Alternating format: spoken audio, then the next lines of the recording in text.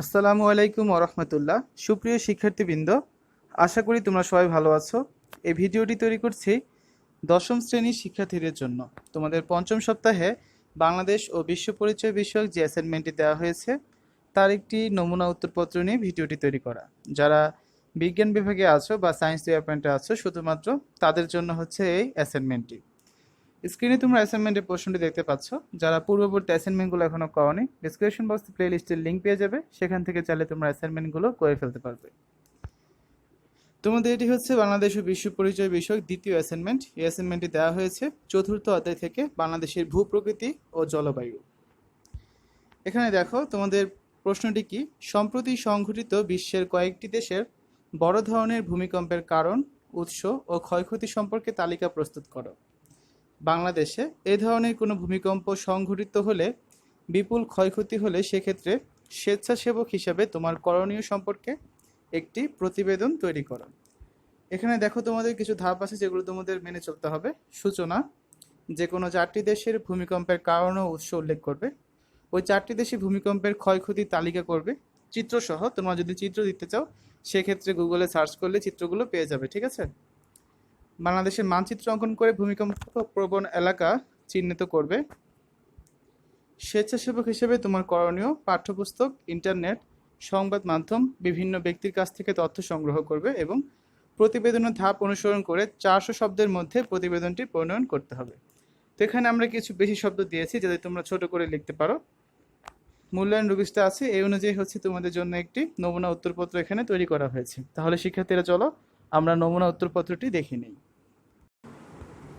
তোমাদের অ্যাসাইনমেন্টের শিরোনাম হবে ভূমিকম্পের কারণ, উৎস, ক্ষয়ক্ষতি ও করণীয়। প্রতিবেদন লেখার অনেকগুলো নিয়ম আছে, তন্মধ্যে একটি নিয়ম হচ্ছে এটি। তোমরা অন্য কোনো নিয়মে লিখলেও চলবে, ঠিক আছে। তারিখটা দিবে যেদিন তোমাদের জমা দিতে হবে অ্যাসাইনমেন্টটি, সেদিনের তারিখ। বরাবর প্রধান শিক্ষক, তোমার স্কুলের নাম, ঠিকানা। বিষয় ভূমিকম্পের কারণ, উৎস, ক্ষয়ক্ষতি ও করণীয় শীর্ষক প্রতিবেদন। জনাব, বিনীত নিবেদন এই যে আপনার আদেশ নং, তোমার যে স্কুলের নাম দিবে তার প্রত্যেকটা শব্দের প্রথম অক্ষর, এখানে যে কোনো একটা আদেশ নাম্বার দিয়ে দিবে।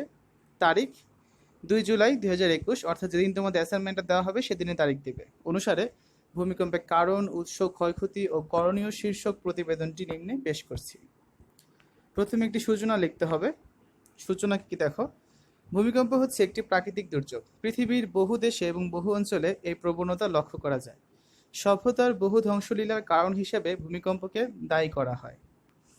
ধারণা করা হয় গত 4000 বছরে ভূমিকম্পের ধ্বংসলীলায় পৃথিবীর প্রায় 1,50,00,000 লোক মারা গেছে।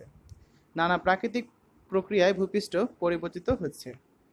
বিজ্ঞানীরা মনে করেন যে ভূত্বকের নিচের অংশে তেজস্ক্রিয় পদার্থগুলো থেকে তাপ বিচ্ছুরিত হয়। এই তাপ সঞ্চিত হয়ে পৃথিবীর অভ্যন্তরে পরিচলন স্রোতের সৃষ্টি হয় এবং সেখানে প্রবল শক্তি উৎপন্ন হয়ে ভূত্বকের বিভিন্ন অংশে আলোড়ন ও পরিবর্তন সাধন করছে। অভ্যন্তরীণ শক্তি দ্বারা ভূত্বকের এই পরিবর্তন আকস্মিক প্রক্রিয়া ও ধীর প্রক্রিয়ায় অনুষ্ঠিত হয়। আকস্মিকভাবে পরিবর্তনকারী শক্তির মধ্যে ভূমিকম্প ও আগ্নেয়গিরি প্রধান। কখনো কখনো ভূপৃষ্ঠের কত অংশ হঠাৎ কোনো কারণে কেঁপে ওঠে। এই কম্পন অত্যন্ত মৃদু থেকে প্রচণ্ড হয়ে থাকে, যা মাত্র কয়েক সেকেন্ড স্থায়ী হয়। ভূপৃষ্ঠের এরূপ আকস্মিক ও ক্ষণস্থায়ী কম্পনকে ভূমিকম্প বলে। ভূ অভ্যন্তরে যে স্থানে ভূমিকম্পের উৎপত্তি হয় তাকে ভূমিকম্পের কেন্দ্র বা ফোকাস বলে। কেন্দ্রের ঠিক সোজাসুজি উপরের ভূপৃষ্ঠের নাম উপকেন্দ্র বা এপিসেন্টার। কম্পনের বেগ উপকেন্দ্র হতে ধীরে ধীরে চারদিকে কমে যায়। 4টি দেশের ভূমিকম্পের কারণ ও উৎস।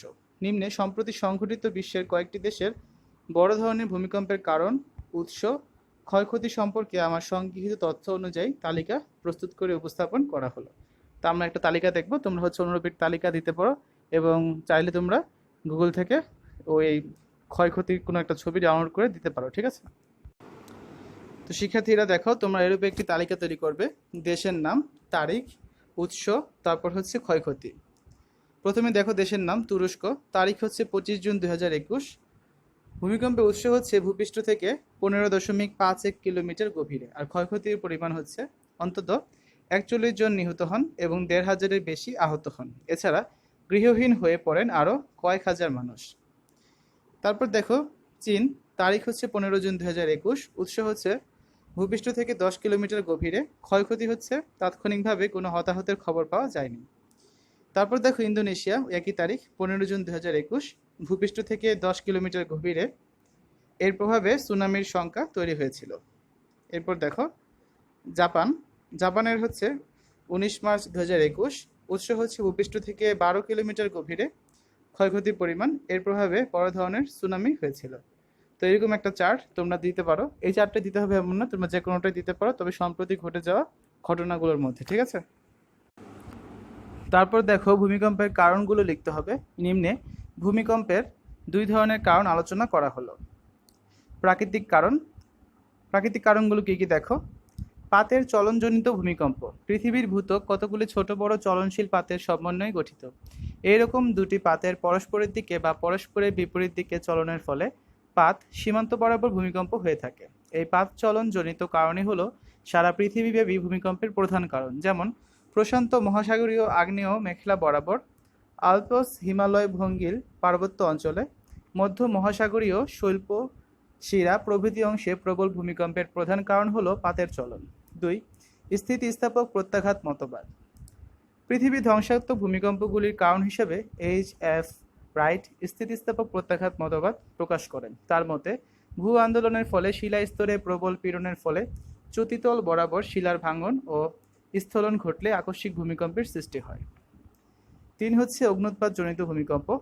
আগ্নেয়গিরি থেকে অগ্ন্যুৎপাতের সময় ভূমিকম্প অনুভূত হয়। সাধারণত যেসব আগ্নেয়গিরি বিস্ফোরণ সহকারে অগ্ন্যুৎপাত ঘটায় তার আশেপাশের অঞ্চলগুলিতে প্রবল ভূমিকম্প অনুভূত হয়। 4. ভূগর্ভস্থ বাষ্প রাশির চাপ।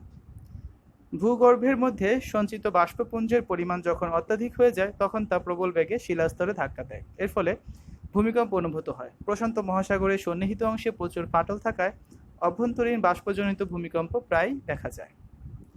5 নম্বর হচ্ছে তাপীয় সংকোচন জনিত ভূমিকম্প।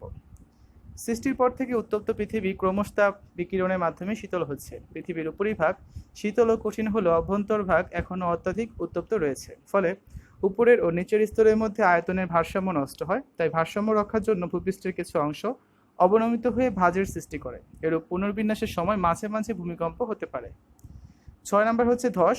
ভূপৃষ্ঠের উপরিভাগে বিশেষত পার্বত্য অঞ্চলে যখন ধস নামে এবং তার ফলে খাড়া ঢাল বরাবর বিশাল পাথরের স্তূপ প্রবল বেগে নিচে পতিত হয়, তখন তার প্রভাবে ভূকম্পন অনুভূত হয়। এরপর দেখো ভূমিকম্পের মনুষ্য সৃষ্ট কারণ। 1 নম্বর হচ্ছে ভূগর্ভে বিস্ফোরণ। বর্তমান সময়ে বিভিন্ন দেশগুলি প্রায় ভূগর্ভে পারমাণবিক বিস্ফোরণ ঘটিয়ে থাকে, যার ফলে সেই বিস্ফোরণ কেন্দ্রের পার্শ্ববর্তী অঞ্চলে তীব্র ভূকম্পন অনুভূত হয়। 2 নম্বর হচ্ছে কৃত্রিম জলাধার। নদীতে বাঁধ দিয়ে কৃত্রিম জলাধার নির্মাণ করলে জলাধারে সঞ্চিত জলের প্রচণ্ড চাপে এবং সেই স্থানের ভূ গঠন সুস্থিত না হলে ভূমিকম্প সৃষ্টি হতে পারে। যেমন 1967 মহারাষ্ট্রের কয়নানগরের কয়না বাঁধে সঞ্চিত জলরাশির চাপে ভূমিকম্প হয়েছিল। বাংলাদেশের অধিক ভূমিকম্প প্রবণ অঞ্চল হচ্ছে বৃহত্তম সিলেট, ময়মনসিংহ, রংপুর সহ উত্তর ও উত্তর পূর্বাঞ্চল। ভূমিকম্প প্রবণ অঞ্চল হচ্ছে বৃহত্তর দিনাজপুর, বগুড়া, টাঙ্গাইল, ঢাকা, কুমিল্লা এবং চট্টগ্রাম অঞ্চল, এবং কম ভূমিকম্প প্রবণ অঞ্চল হচ্ছে বৃহত্তর রাজশাহী, পাবনা, কুষ্টিয়া, যশোর, ফরিদপুর, খুলনা, বরিশাল, পটুয়াখালী এবং নোয়াখালী অঞ্চল। তারপর দেখো শিক্ষার্থীরা, তোমরা হচ্ছে এই মানচিত্রটি অঙ্কন করবে।